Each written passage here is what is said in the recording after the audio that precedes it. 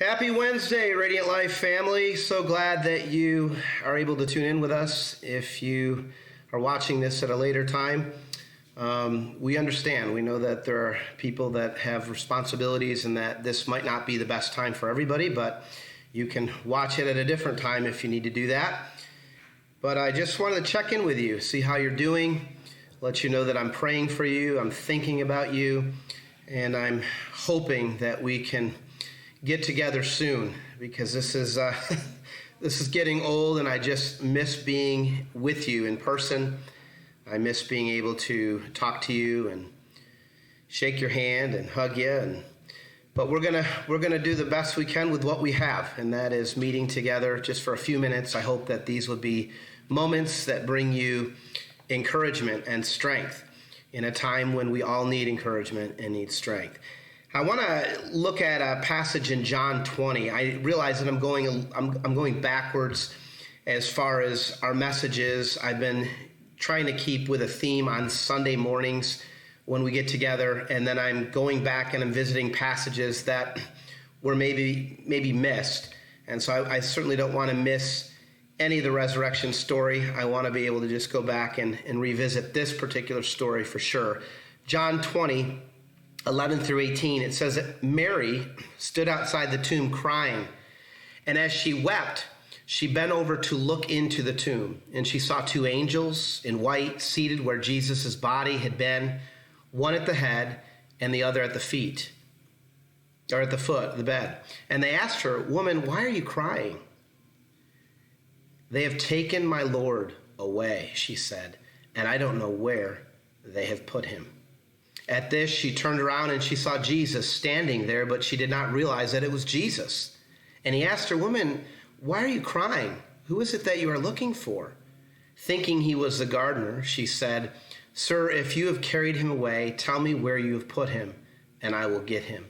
Jesus said to her, "Mary." "Mary." She turned around and she cried out to him in Aramaic, "Rabboni," which means teacher. And Jesus said, "Do not hold on to me, for I have not yet ascended to the Father. Go instead to my brothers and tell them I am ascending to my Father and your Father, to my God and your God." And Mary Magdalene went to the disciples with the news, "I have seen the Lord." And she told them that he had said these things to her.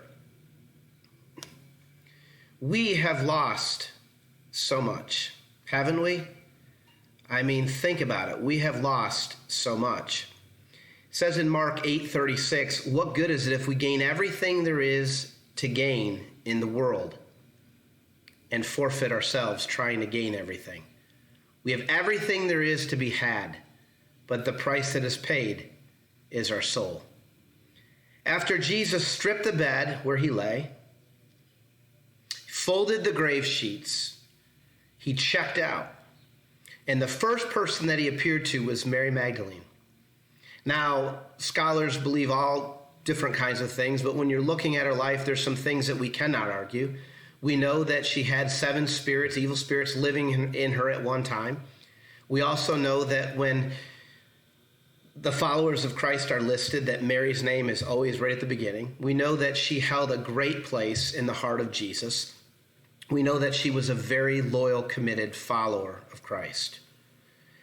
And it's important for you to know today, in a world where we have lost so much, there is one thing that can never be taken away from us, and it is the Lord.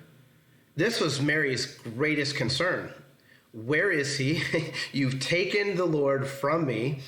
But I want you to know that that when it comes to Jesus, nobody can take Jesus. Nobody can take your relationship with Christ away. It says in Matthew 10:28, "Do not be afraid of those who kill the body, but cannot kill the soul. Rather be afraid of the one who can destroy both the soul and the body in hell." So we're told that you might be able to hurt the body, you might be able to kill the body, but you cannot touch the soul. You cannot touch the relationship. You cannot take away the relationship that one has with Jesus Christ. Mary, in verse 17, we see that she was holding on to the past, and for good reason. I mean, the miracles, the memories, The man who was responsible for both of them.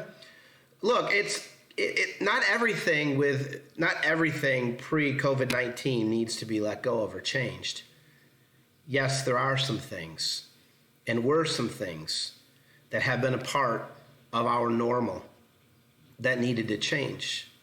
Crisis is a catalyst for change. But loss is loss, and nobody likes losing. This was a loss worth crying about. Jesus had changed her life. He had given her purpose. He had given her reason to live. In the course of a week, her whole world had changed. Everything was turned upside down. She got up real early in the morning to make her way to a tomb to anoint the body of the Lord.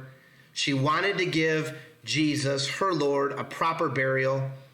She needed closure. She had planned to have a moment in the room, a moment in the tomb to anoint the body. And she shows up, the stone has been rolled away, and there's no body. Where is the body? Who has moved it? Where did you take him? Emotionally, she falls apart. She begins weeping. And when it comes to grief, when it comes to loss, we like Mary, we need closure. And that's something that Mary didn't ever get. I mean, she got it later, but she didn't get it at this moment. Some of us are holding on to something that will never again be what was. You are grieving that loss, and it's okay. Jesus spoke to Mary's loss. Jesus spoke to Mary's grief. And he spoke to her unwillingness to let go so that she could move forward. Do not hold on to me. I have not yet ascended to the Father. Go tell the others. And she did. I've seen the Lord.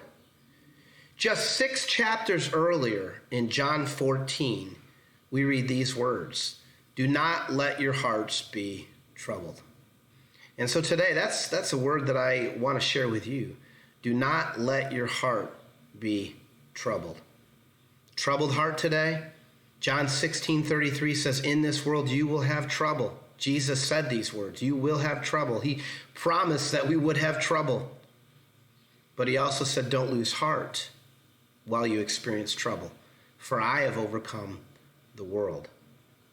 You believe in God, Jesus said, believe also in me. My Father's house has many rooms. If that were not so, would I have told you that I'm not going there to prepare a place for you? And if I go and prepare a place for you, I will come back and take you to be with me, that you also may be where I am. You know the way to the place where I'm going.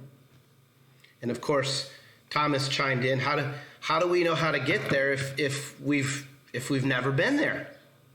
And Jesus said, I am the way. I am the truth.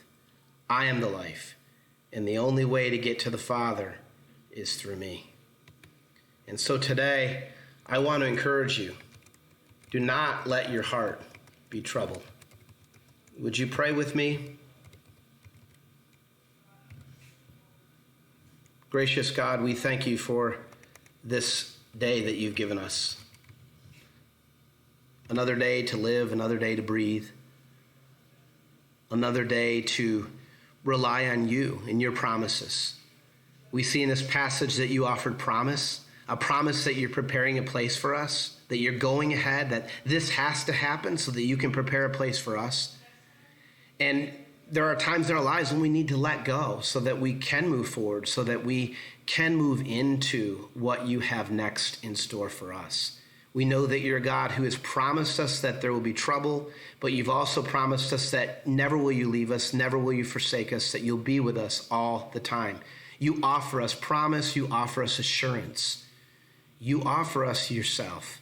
And so I thank you that we don't have to do anything alone, that you are with us, that we have a Christ who is with us in this crisis, and a Jesus who will continue to walk with us each and every day. It's in Jesus' name we pray these things. Amen. You know, I also want to encourage you to come back tonight. We have some small groups that are going to be happening, but at 7 o'clock, there's going to be a virtual bonfire again, and we encourage you to come and be a part of it. It's not going to be a long experience by any means, but we're going to sing a few songs together, and we're going to share a moment live at 7 p.m. Pacific Standard Time. So hope that you can join us. Hope they have a great day. Hope to see you soon. God bless you.